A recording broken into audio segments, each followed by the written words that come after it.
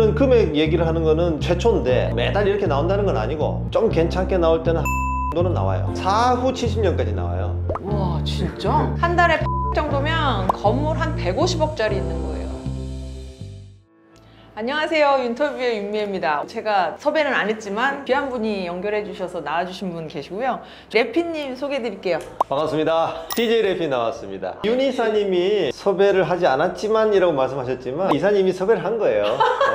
아 그런 거예요? 모든 일은 사람으로부터 벌어진다. 지인을 통해서 이렇게 오긴 했지만 이사님이 부르신 거죠. 뭐. 너무 감사해요. 그리고 촬영 들어가기 전에 앞에서 잠깐 얘기했지만 질문지 준비해 놓은 것보다 사담을 더 많이 할 것 같은 예감이 들고 있습니다. 앞에서 더 많은 얘기를 하고 싶었는데 이사님이 하지 말래. 왜냐면 방송에 많이 들어가야 되기 때문에 여기서 그냥 수다 떨듯이 해달라고 하시더라고요.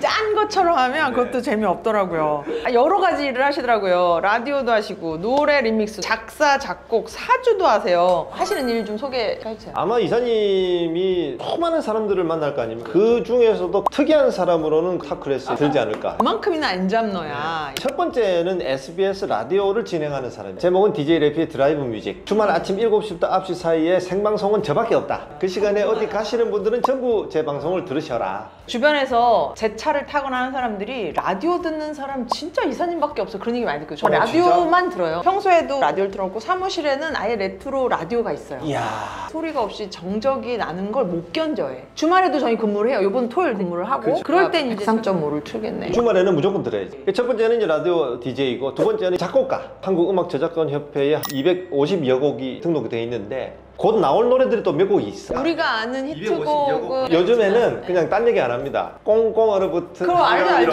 꽁꽁 얼어붙은 한강 뭐 이거 맞죠? 그 다음에 강사. 오프라인에서 강의도 하지만 온라인 강의. 분스쿨에 인문학 분야가 생겼어요. 동양고전. 제 외모를 보면 비녀와 함께 동양고전 느낌이 좀 있지 한복을 않습니까? 입고 오셨어야 되는데. 동양고전 파트를 맡아서 하고 있고 또 소울스 클래스라고 가면은 사주와 주역 이런 것들도 온라인 영상이 다 올라가 있습니다. 큰 파이프라인만 얘기하자면 그 정도. 더 있군요. 정말 아는 걸 하시네. 아니 근데 음악 쪽인데 생뚱맞게 동양고전 이런 쪽은 완전 다른 분야네. 관심을 좀 갖게 된 계기가 있으세요? 2010년 부근에 아버지께서 투병을 시작하게 됩니다. 몇 개월 남았습니다. 네네. 이 선고를 눈앞에서 듣고도 아무것도 할 수 있는 게 없어. 자괴감 같은 게 들더라고요. 파기 시작했어요. 과연 이것은 무슨 병인가? 그러다 보니 책을 또 읽게 돼. 그리고 그러다 보니 체질에 대해서 알게 됐어. 성질이 다르다라고 하는 것처럼 체질도 확실히 다른 거구나. 그렇다면 체질에 따라서 먹는 것도 바뀌어야 되고 뭔가 이런 게 필요하구나를 그때 느끼게 된 거예요. 한의학과 명리학이 뿌리가 똑같구나를 처음 알게 된 거예요. 근데 명리학 하면 사람들이 제일 많이 하는 오해가 무당을 일단 생각해. 뭔가 미래를 예언하는 걸 생각한다. 근데 내가 공부를 해보니까 명리학은 그게 아니야. 명리학은 그냥 확률의 학문이에요. 무슨 말이냐면 내가 일이 좀 더 잘 될 수 있게끔 확률을 올려주는데 무엇이 필요한가를 알아보는 학문. 두 번째는 내 건강이 나빠지는 확률을 좀 낮출 수 있는 거를 힌트를 얻는 학문. 힌트의 학문. 그래서 아무튼 계기는 아버지 덕분에 이걸 하게 됐는데 쭉 공부를 하다 보니 명리학이라는 게 거기에만 그치는 게 아니고 동양고전하고 다 연결이 돼. 그래갖고 이게 이래 된 거예요. 근데 그걸 10년 넘게 엄청 파셨네 그럼. 근데 래피의 뜻은 뭐예요? 노래로 해피하게 만든다는 뜻이 첫 번째가 있고 미래를 해피하게 만드는 사람. 그런 의미로 이제 래피. 그럼 방명도 다 요쯤에서 했어요? 아니 원래 옛날에는 다른 뜻으로 만들었었어요. 쉽게 말하면 갖다 붙인 거죠. 그치? 갖다 붙였는데도 아주 그럴듯한데요? 제가 이제 예전에는 랩을 하고 다녔거든. 우리나라에서 처음 시도한 게 참 많아. 최고가 된 적은 거의 없는데 최초는 진짜 많이 했어. 자타공인의 별명이 하나 있어요. 젖은 낙엽. 한번 딱 붙으면 안 떨어져. 저는 굵고 길게인데 얇고 길게 가져가지고 그래서 랩도 98년이면 그때 사실은 랩하는 사람이 거의 없을 때야 우리나라에. 너무 일찍 했어. 근데 거기서 떨어지지 않고 쭉 달라붙었던 거지. 그때 이름을 제가 뭐라고 지었냐면 랩하고 레스토랑 가면 에피타이저. 왜냐면 우리나라에 랩을 하는 사람이 아직 많이 없으니 내가 랩으로 에피타이저 역할을 하겠다라는 뜻으로 풀네임은 래피타이저로 만들었는데 래피타이저 부르기 좀 길잖아. 래피야 이렇게 부르면서 두 글자로 줄이게 됐는데 그 이후에 뜻을 갖다 붙였지. 근데 트로트 주전공은 아니시죠? 제가 이제 98년부터 랩을 했잖아요. 쭉 하다가 2004년부터 라디오에 인연이 됐어요. 근데 그때는 제 프로그램이 있었던 건 아니고 게스트를 했어. 게스트. SBS에서 15년 근속을 하게 됩니다. DJ 철이의 출발된 프로그램은 2시 탈출이었는데 그때부터 해가지고 여기 있다가 저기 있다가 김창렬의 올드스쿨 생겼을 때 거기 있다가 15년 젖은 낙엽처럼 그냥 붙어 있었던 거예요. 그러다가 이제 2018년에 제 프로그램 생겼고. 방금 질문이 뭐였죠, 근데? 뭔 얘기 하다가 트로트를 나왔죠? 하는데 그래서 이제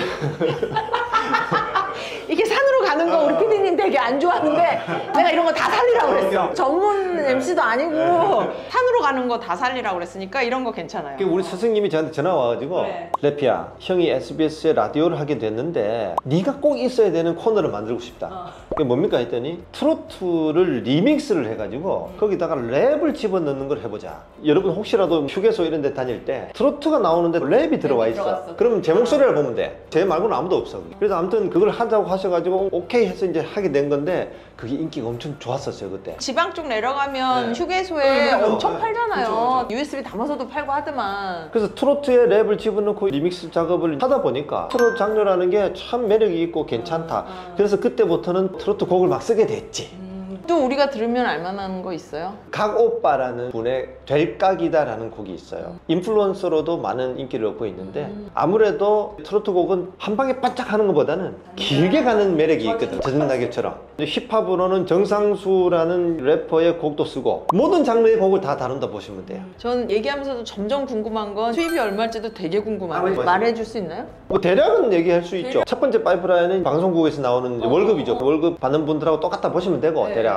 음악 저작권은 매달 똑같은 금액이 나오는 게 아니고 아니지. 어딘가에서 나와야 10원, 20원 이러는 잘하고 거잖아요. 계신다. 알죠, 알죠. 역시. 근데 오래 했고 저작권이 많잖아. 이런 금액 얘기를 하는 거는 최초인데 매달 이렇게 나온다는 건 아니고 좀 괜찮게 나올 때는 800 정도는 나와요. 그냥 가만히 있어도 나오는 거 아니에요? 가만히 있지는 않지. 작사, 작곡 해놓은 거에서 나오는 거잖아요. 평생 죽을 때까지. 죽을 때까지가 아니고 사후 70년까지 나와요.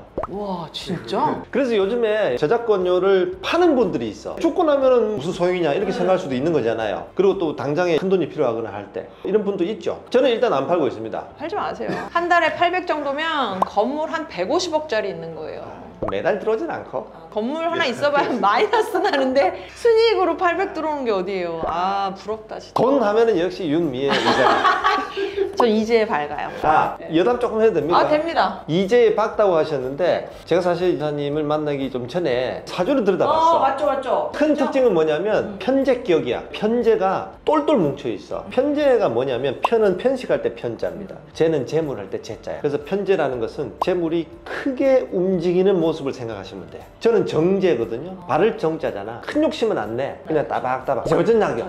근데 편재는 움직임이 큰 모습이잖아. 이제야 밝아. 그런 사람들이 큰 돈도 만질 수 있는 확률이 높지. 그런 기질이 아예 똘똘 뭉친 분이야. 그죠. 사주상에도 그런 나와 있어. 다행히 어렵게 살아서 그런가 꼴값을 떨진 않아요. 네. 어렵게 살아서라는 말씀 하셨잖아요. 네. 이런 게 있습니다. 레몬을 던져주면 버려버리는 사람도 있어. 아유 왜 이렇게 쉬어 하면서. 그쵸. 근데 그걸로 레모네이드를 만드는 사람이 있잖아요. 맞아요. 이사님은 레모네이드를 만드는 사람인 거지. 저는 그런 제가 참 다행스러워요. 그것도 아무나 못합니다. 꼴값은 안 떨어요.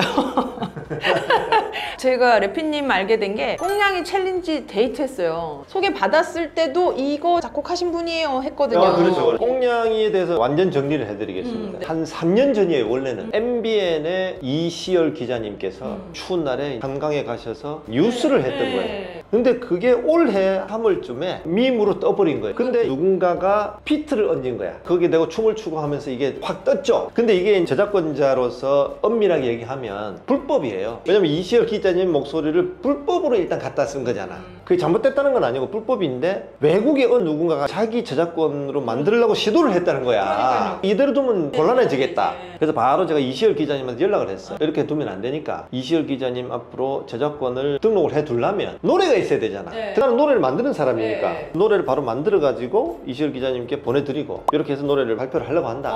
그래서 작사 이시열, 작곡 래피로 공식송을 만들어서 등록을 했죠. 아예 그렇게 해서 딱 정리를 시킨 거죠. 우리가. 잘하셨네. 요번 주에는 덥지만 더울 때 이걸 또 많이 하더라고. 릴스나 이런 데 들어가면은 제 노래가 아예 정식으로 등록되어 있으니까 많이 깔아놓고 하시죠. 이건 저작권 나와요. 나중에 나오죠. 얼마 나오는지 나중에 알려드릴게요. 나 이렇게 수입이 궁금해. 잘 벌고 잘하는 사람들은 다 이유가 있거든.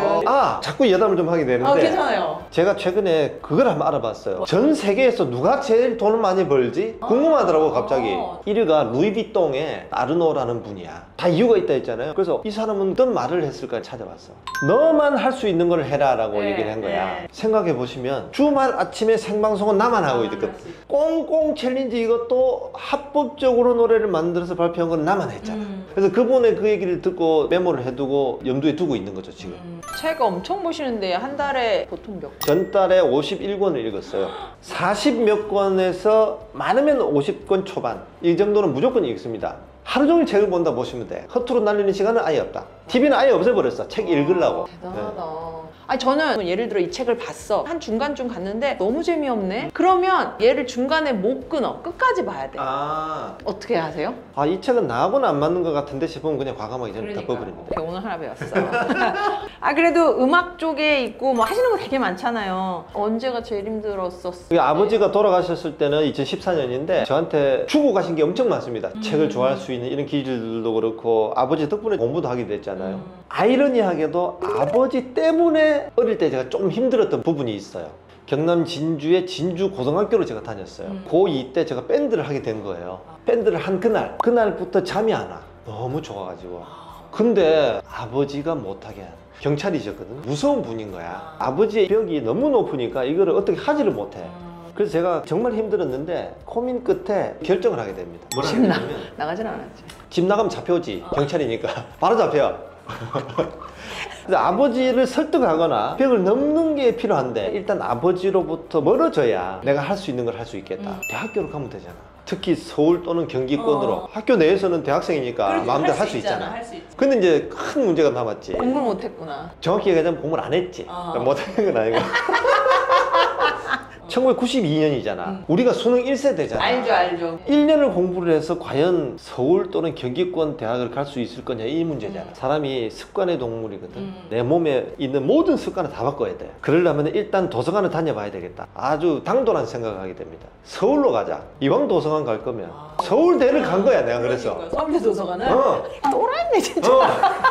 근데 그걸 아버지는 좋아하지. 얘가 정신을 차리고 공부를 한다. 기적이다 생각하는데 아버지는 너무 좋아하지. 얘가 왜 이러는지 이유는 모르지만 아침 5시 반에 서울대 도서관을 들어가. 밤 12시에 나오는 거야. 공간을 내가 바꿨더니 한 일주일 지나니까 뭐가 들어와. 그래 그때부터 공부가 되더라고. 근데 보세요 이사님, 공부를 중학교 때부터 계속 안 했어. 어떤 과목이 치명적으로 안 될까? 수학. 왜 이렇게 잘하는 거야? 전 공부 잘했어요. 아무튼 여름방학 내내 거기서 그렇게 한 거야. 이제 완전히 습관이 들었지. 겨울방학 때도 그렇게 공부를 하고. 여러분 놀라지 마십시오. 1년에 수능은 2번 받습니다. 여름에 한 번, 겨울에 한 번. 저는 어떻게 됐냐면 200점 만점에 145점을 맞았어요. 잘 맞았네. 근데 언어 영역에서 3개를 틀리고 영어에서 1개를 틀렸어. 수학하고 이런 데 점수가 다 날아갔지. 근데 아무튼 145점 맞은 거야. 훌륭하네. 근데 내신이 너무 안 좋잖아. 담임선생님이 부산대를 가자고 유도를 하더라고. 이제는 안 됩니다. 물리적으로 멀어야 돼. 최소 경기 또는 서울로 가야 된다. 어떤 학교든 어떤 학과든 상관없다. 그랬더니 경희대에 섬유공학과라는 데가 있대. 나는 섬유공학이 있는 줄도 처음 알았어. 그래서 경희대학교 섬유공학과를 가게 된 거지. 음악 인생이 조금 할 수 있는 발판이 된 거죠 그때. 그래서 그 과정이 너무 힘들었던 거야. 그러니까 언제가 힘들었냐서부터 여기까지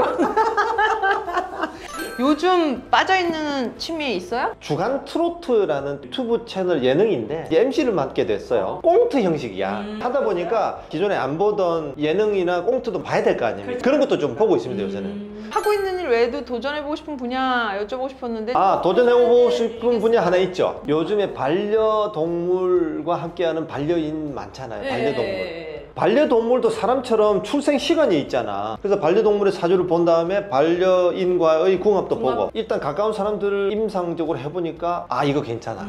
그래서 이제 반려동물 사주 서비스를 다 해보려고 합니다. 아무튼 뭐 지금 시간이 훅. 저는 다음에 한 번 더 불러주세요. 2번째 모십니다 이렇게 해가지고. 유일하게 2부 한번 하시죠. 오늘 사실은 10분의 1도 못했어.